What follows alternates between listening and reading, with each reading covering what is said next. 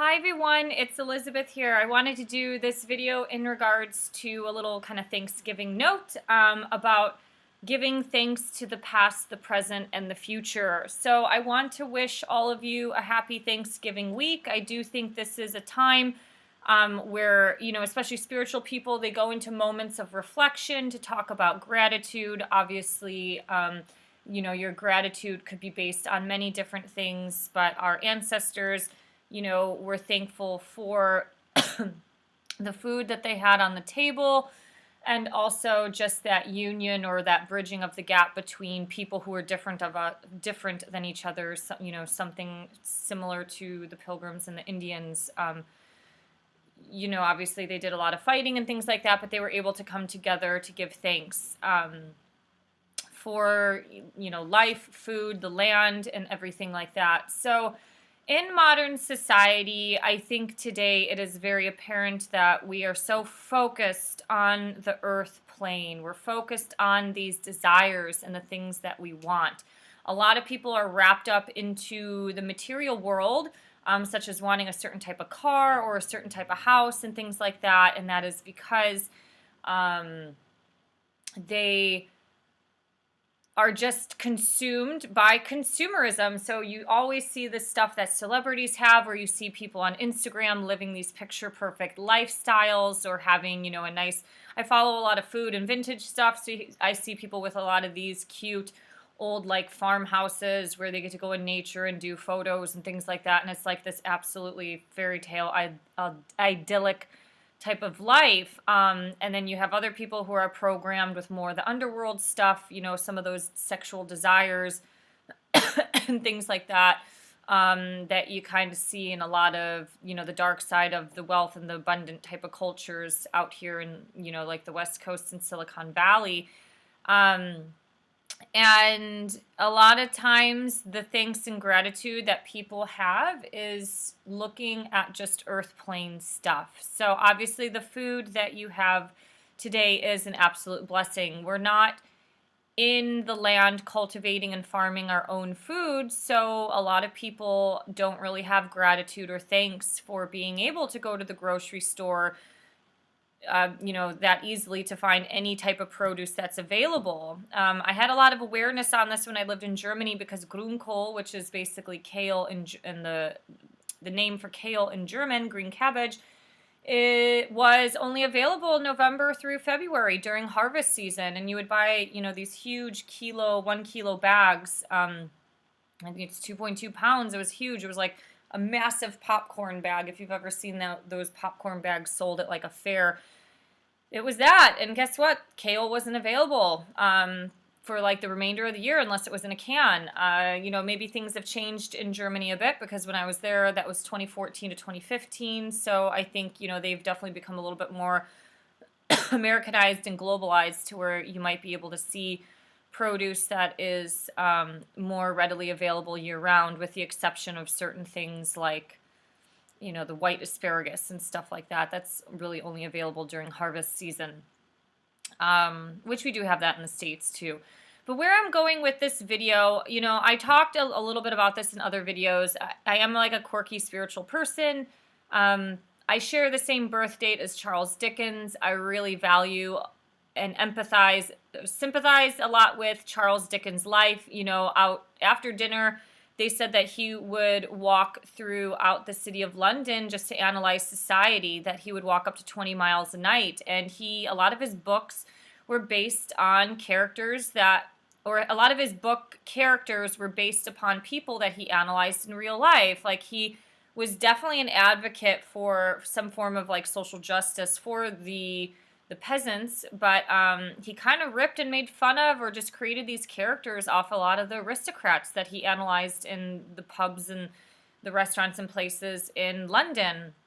But the one thing I think we all know, not a lot of people know about Charles Dickens' work, and there's a lot that I still don't know about a lot of his stories, but the one thing I think that we can all empathize on, or we all know, is The Christmas Carol, which is written by Dickens. And Ebenezer Scrooge is a miser. He's a miserable old man, and he got to see the ghosts of his past, the present, and the future. And the learning lesson from that is that he was able to change his life immediately overnight, which change for most people doesn't happen that way. But it was a reflection that if he continued on the path that he was on, he was going to have a result for this type of a future. So that, seeing his future was the motivational factor to want to change his present moment, which, he went from being a Scrooge and a miser to being a very family orientated person who was very generous and things like that. And so that, you can take a lot of the symbolism because there's a lot of spiritual theory that can be understood through the thought of Charles Dickens' book that can help people. What you do today can affect and ripple affect your future path. A lot of times we take this concept into understanding our own life in the work and professional world, but we don't apply that to our own personal growth. So where am I going with this?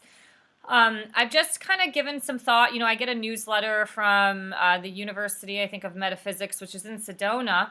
And I get their newsletters every Sunday, and this former Sunday was about giving thanks for the past, present, and future. And so it made me think about, Thanksgiving. It made me think about Charles Dickens, the Christmas Carol book. And I guess where I'm going with this video is that I guess I'm challenging you or inspiring you to maybe think about things about your past, present, and future.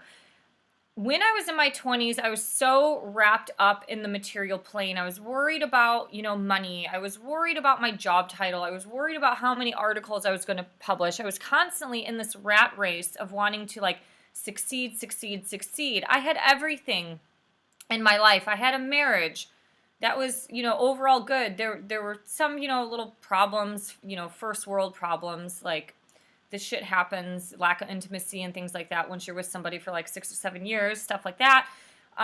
So there's that. And anyways, I had jobs, I had a master's degree. I was writing a book. I got to live in Germany. I lived abroad in my undergraduate degree. So I had all these things, but still sometimes there was something that wasn't deep down content. And a lot of that, I think, has to do with some of the spiritual world or theories that we learn today. Everything is just so focused on abundance. It's like, do this 30-day meditation program and you can earn 6 figures in a month. Or, you have the logical side of it is like the rich dad, poor dad. So people are always so thankful for the things that they get on this material plane.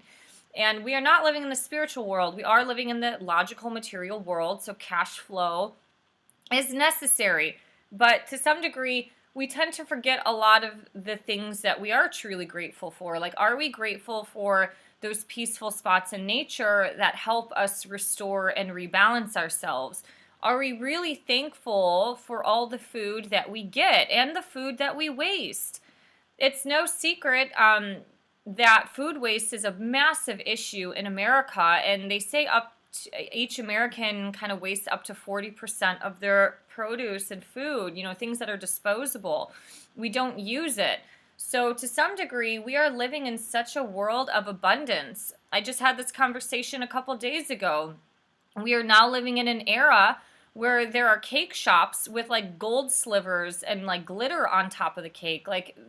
Yeah, it's fun artistically, but for Christ's sake, half the world is starving and we're worried about putting, edible gold slivers on cake. And so, I don't know.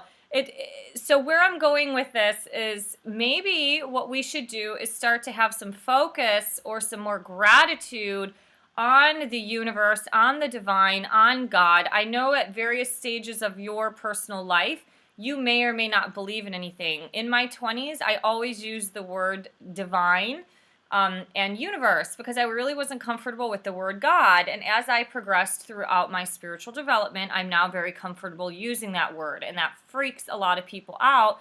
But that, that's just that path of progression, especially once adopting and understanding certain biblical texts like the Word of God in my life is very real. So if we can start to focus, I think, a little bit more on the spiritual world, while not just completely like shoving the material world under the rug, you still have to use some logic and, budget common sense things to be like financially fit and stuff like that to operate on this planet. Um, but to know that God and the divine and the universe will always take care of you, but you have to do your part on this planet, whether that is your own form of soul evolvement or just being a little bit more gratitude and thankful in general. It doesn't really matter what spiritual theory or text that you come from. Gratitude is the root basis of almost every spiritual text. It's giving thanks to everything that you have, thanks to God, just being in the moment and just being so thankful for the blessings that are in your life. A lot of times it's harder today because society is going through moral decay and destruction, and we're not being taught this type of stuff like our ancestors taught in the past. And I just wanted to get people to start to look at and be thankful for your past, your present, and your future. Now, obviously, that's going to be really difficult for some people. People who have been exposed to certain things like childhood abuse and trauma, or maybe getting molested as a kid or a teenager, that is going to be really, really difficult to deal with. Unfortunately, in some random weird sense, our soul has chosen this life for a specific reason, and a lot of really tough and well-developed souls have really hard lives, and I think that their soul is being pushed or stretched to evolve even more through a lot of these hardships. And living on planet Earth is not easy because humans are conditional people. But you know what? I look at myself now. I got divorced technically in 2018, but my separation happened in October of 2017. And so where I'm at today versus 2 years ago, I've had so many epic failures in the modern dating society. Maybe a relationship lasted 2 weeks or something lasted a month.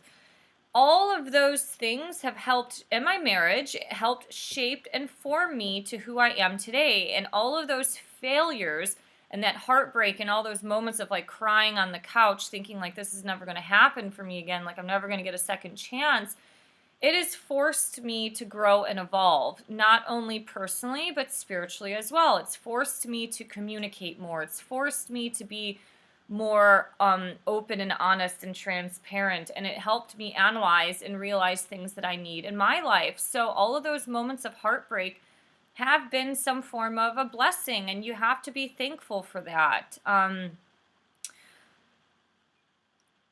If you are just stuck in the rut and you're constantly going through forms of escapism because of some wound or issue or past trauma, God sends messages, and so it is up to you to make that change. A messenger or something will come into your life can be as like a catalyst of change, or they can, help drop hints.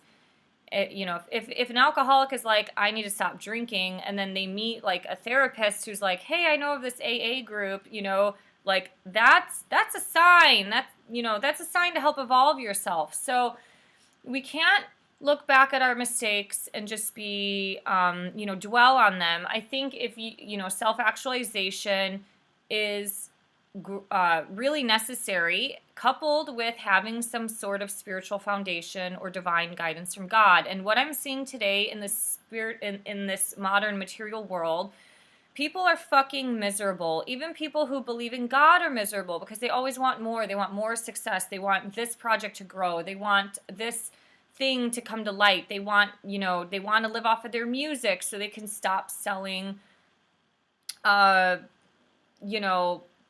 working in sales and marketing and things like that. So we all want these things to happen on the material plane. Why it manifests for some, I don't know, and it doesn't for others. I mean, there is some logic to this, the starving artist and things like that. Only a few select artists actually succeed. But why don't we just start giving thanks to the divine? Being thanks for God's presence, thanks for God, helping us shape us. God will, we go through trials and tribulations and stuff, and God will use other people or use situations to help us. And, he'll test us. It's like, all right, has this person learned their lesson?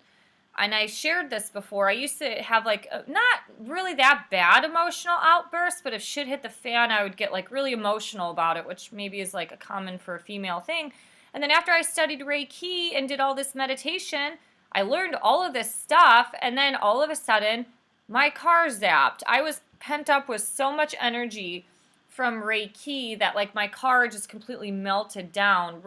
Luckily, right before I got on the freeway, so I was able to like stroll into a Trader Joe's parking lot and get like the last spot left to call my husband. But normally I would freak out and start crying, and I just stayed calm in that moment of time. And I was like, okay, we're going to solve this one thing at a time. Step 1, park the car. Step 2, call my husband for help, because I had no clue what I was doing. So, anyways, I can ramble on forever, but I just wanted to share some of these thoughts. I hope that you all have a really good Thanksgiving, safe travels. Hope you have a good time with your family and your loved ones. But I just hope that people can start to give thanks to and gratitude just toward the divine and God. Have you ever been in a bad situation in life and God kind of provided, right? I had a friend who talked about how he had no money and he needed tools for his car to help fix it. And he pulled into his apartment, into his parking lot, and there were a bunch of tools in that parking space. So talk about divine manifestation. What you need will be provided for you. Generally, we will all get what we want, but we do have to make wise and smart decisions on this earth plane, and I think we have to overcome a lot of these like earthly, worldly desires and things like that in order for the manifestation and stuff to grow. All right.